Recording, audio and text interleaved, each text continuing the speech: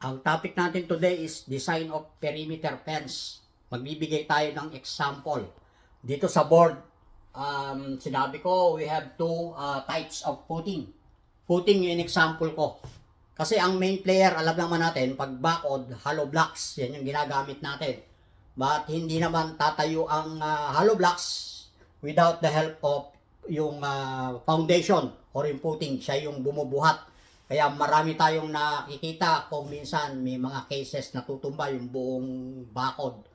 So kailangan natin ng proper or adequate sizes of footings, yung mga sumusuporta sa kanya. Kasi ang hollow blocks, ang masonry is not considered as structure. So tutulungan natin ang mga stiffeners, kagaya ng poste, tsaka yung mga lintel beams, tsaka ito nga yung footing. Ito yung papakita ko sa inyo, no? Meron tayong two types. Yung first one is concentric footing. Sabi ko, where walls and posts are placed at the center. So maaaring sabihin niyo, paano mapupunta sa center yan? Eh, iba na may-ari nung kabila. So, ang binigay kong example, property is subdivided into multiple lot titles. Let's say meron isang mother title, malaking lote, pinamana nung parent do sa mga anak niya. Kunyari, 6 o 5 yung magkakapatid. Na pag-usapan ng magkakapatid, hatiin natin, pa-subdivide. Papalagyan natin ng bakod or partition in between. Natural na doon sa loob ng mother title, magsa-subdivide ka, hindi mo naman ilalagay sa isang side yung bakod. Igigitna mo siya. Kaya meron tayong cases na kagaya nito. Nasa center yung bakod, tumakbo siya sa gitna ng property line. Makikita nyo yung red line, nasa gitna siya tumakbo. Ito yung footing. Yung column footing or yung post footing. And then yung strip footing naman, ito yung sumasalod sa hollow blocks. Mamaya makikita niyo gumawa ako ng drawing. Pakita natin dito yung profile nung hollow blocks. Then number 2, eccentric, where each side of walls and posts are aligned along one edge of footing. Ito yung conventional. Doon sa perimeter, yung paligid nung lote, lalagyan natin ng bakod, natural, iba na may-ari nun. Ito yung sinasabi ko kanina, ito yung usual na nangyayari. Kaya naka-offset siya. Ang property line natin doon sa exterior side. So, ganun din naman ang case. Ang nangyari lang kung paano natin sinet up yung foundation. So, makikita nyo dito sa drawing, yung property line, ito, nasa outer side. Ang foundation niyan, hindi siya gitna. Kaya sabi natin dito, eccentric. So, lahat sila naka-align sa isang linya. Yun nga yung property line. I-share ko sa inyo yung sinabi kong profile para makita ninyo yung ginawa kong minimum requirements. Yung usual na ginagamit natin sa perimeter fence. Yung makikita ninyo sa board, yan yung fence profile na kinreate ko. Gusto ko lang ipakita yung minimum requirements. Meron tayong 2 bay. Kunyari, mahaba pa yan, sa magkabilang dulo, pinutol natin. Usually, pag nagdi-design ako ng bakod, hollow blocks, meron tayong poste. Ang interval, ang ideal, sabi ko, ideal is 4,000 mm. Every 4 meters, naglalagay tayo ng poste. Then, naglagay din ako rito ng stiffener. Tinawag natin ng lintel beam. Ang minimum requirement sa depth, yung excavation is 1,000 mm nung column post or yung post footing. Doon naman sa strip footing, ang ginagamit ko is 600 mm. Ngayon wala pang dimension, hindi pa tayo nag-provide ng dimension. Ang pinaka-importante kasi sa bakod, kahit na gamitin pa natin ang hollow blocks load bearing, hindi pa rin siya considered stable. Kahit nalagyan pa natin ng lintel beam, lagyan pa natin ng poste, ang pinaka-importante itong foundation. Yung footing, siya yung humahawak. Siya yung humahawak sa wall. Kaya, bisan, meron tayong makikita, pag hindi adequate yung size, natutumba yung buong bakod. Kahit meron pa yan na stiffeners. Pero, sabi ko nga, importante yan. Kasi siya yung nagpe-prevent na magkahiwa-hiwala yung hollow blocks. Kahit na load bearing pa yan, kailangan natin ng stiffener para maging stable. Sama-sama siya. Hahawakan ng lintel beam, yung nandoon sa taas, ipapasa niya dito sa poste. Then yung poste naman, dadalhin niya yung load, papasa niya sa foundation. So pakikita natin sa inyo later in this video kung paano tayo gumawa ng preliminary size. Gagawa tayo, pe-present ko sa inyo yung graphical method. Very simple. Wala pong masyadong calculation. Titingnan nyo yung drawing mamaya. Maida-draft natin yung ideal dimension ng foundation. I-calculate natin yung preliminary size ng footing para dun sa poste. Unahin muna natin yung concentric post footing. Hindi muna natin gagawin yung eccentric. Doon muna tayo sa basic. Pag nag-zoom in tayo, pinakita natin yung pad footing. Ito, pad footing. Ito yung poste. May loadings ka. Kunyari, yung poste mo is 200 by 300. Uneven, this is square. So, nagsimula ako sa thickness, minimum thickness. Base ko sa minimum dimension o least dimension ng poste, which is 200. Doon muna ako nagsimula. So, makukuha natin yung W, yung base. Paano po? Nag-project tayo ng line, 45 degrees. Yan yung tinatawag natin na critical shear line. Ganyan ang behavior ng concrete.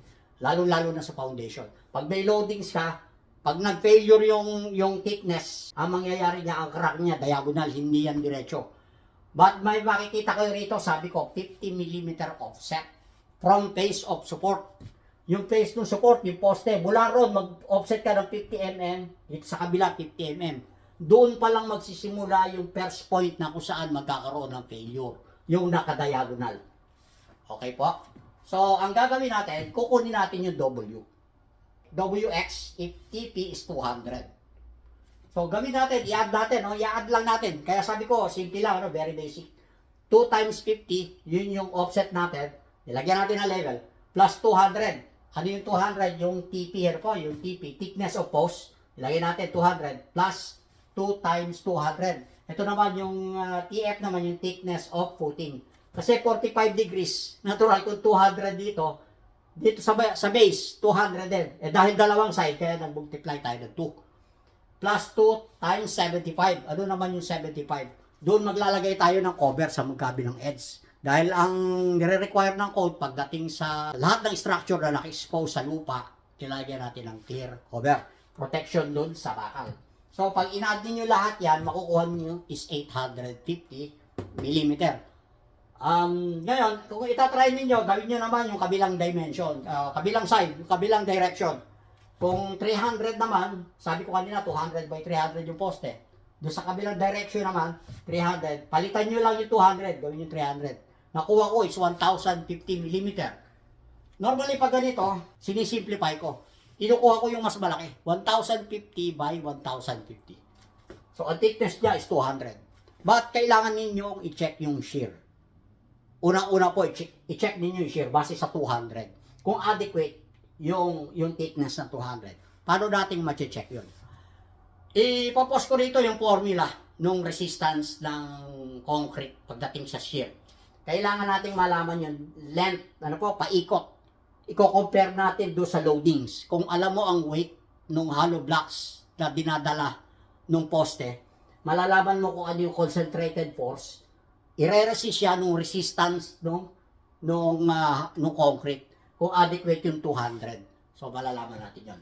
Ngayon, kung alam na natin ang size at thickness, ang pag-design ng rebars, pwede natin gamitin yung minimum requirements dahil nandito tayo sa standard.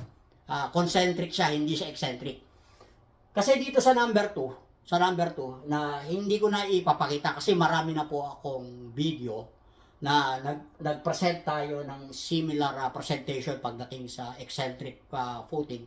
Pwede ko pong i-post dito, yung pong video na yan, panoorin ninyo. Diyan ipapakita, i-explain sa inyo diyan kung paano mag-calculate nung bending do sa cantilever footing. Kasi nagkaroon siya ng eccentric na punta sa isang side yung poste. So, meron siyang eccentricity. Meron siyang nakakantilever yung footing. So, doon natin makukuha kung paano i-design yung thickness, pati yung bakal. Yung loadings, pwede ko namang ipakita na rin sa inyo kung ano yung weight nun. Kunyari, yung sa binigay natin example kanina, every 4 meters. Kukunin mo yung tributary area na dadalahin ng poste. Yun yung magiging loadings ng P. Para ma-check natin, yung shear, yung resistance ng foundation. Yung specification, nilagay ko rito Sabi ko, for CHB, 150 mm, yung 6 inches. Yan yung minimum thickness. Hindi po tayo gumagamit ng D4 dyan, ano? D6 ginagamit natin pagdating sa bakod. Meron pa nga mga 8 inches eh. Pero yung minimum requirement, sabi ko nga, 6 inches. All cells fully grouted. May bakal tayo, no? Reinforced with 12 mm vertical. Every block meron tayong isa. And then 10 mm at every second layer. Sa poste, 200 by 300 with reinforced with 16 vertical. So, 4 na bakal na 16. Meron tayong 10 mm ties. Yung stirrup spacing is 250. Lintel beam, 1 at every 1500 mm high. Kunyari, mula sa ibabaw ng strip footing, nakapatong yung CHB. Ito po, yung drawing, ano? Mula rito sa ibabaw, meron tayong hollow blocks, tataas tayo ron. Mula dyan sa ibabaw ng strip footing, 1500 or 1.5 meters. Magpo-provide tayo ng unang layer ng lintel beam. Kung talagang mataas, every 5 feet or every 1.5 meters, maglalagay tayo ng lintel beam. So yung bakal nun, diretso, diretsuhan niya, tatagos siya doon sa poste. Kasi nga, kailangan niya i-transfer yung loadings na nakukuha niya mula sa hollow blocks, nung lateral, ipapasa niya rin sa poste. Especially doon sa mga cantilever post. So, kailangan nating maitawid yung bakal ng lintel beam. Ano pa? Yung thickness, sabi ko rito, to match post. Kung 200 yung thickness, yung least dimension ng poste, yun na rin yung thickness ng lintel beam. Yung base niya, 200. And then yung height, 200 na rin dahil ima-match naman natin doon sa height ng hollow blocks. Ang height ng hollow blocks is 200 mm. Kaya magiging square yung lintel beam. 200 by 200. Ang bakal niya is 2, diameter 12. Isa sa taas, isa sa baba. Ito po, may drawing ako. Yung stirrups naman niya, yung parang letter C. No, makita nyo, 10 mm lang. So, ano pa? Doon sa taas, kunyari, tapos na yung pader. Yun na yung pinakadulo. Magkakaroon tayo ng concrete capping. Lalagyan natin ng buhos yung ibabaw. Sisimentuhan natin yun. Bubuhusan natin. Kahit sabihin natin na gano'n na rin size o mas manipis ng konti. Sabihin natin, 200 yung kapal nung, o 150 yung kapal ng hollow block. Tapos yung taas nung capping, is gagawin na lang natin 100. So, 200 by 100 yung thickness sa ibabaw. Tawag natin doon capping. Wall end capping. Doon sa ibabaw. Bakit natin nilalagyan? Para maprotektahan natin yung ibabaw ng hollow blocks. Kasi may mga bakal yan, di kakalawangin pagka wala tayong capping, walang concrete capping. Total, maglalagay ka naman ng palitada dyan eh. Paglagay mo ng palitada, yung ibabaw, dapat may simento na rin. So, yun po. Kung nagustuhan niyo yung topic natin, paki-share and like na rin sa mga kakilala niyo. May nag-request sa atin ito, kaya tayo gumawa ng video. Kung may mga question, tanong lang at pilitin natin sagutin. Salamat po. God bless.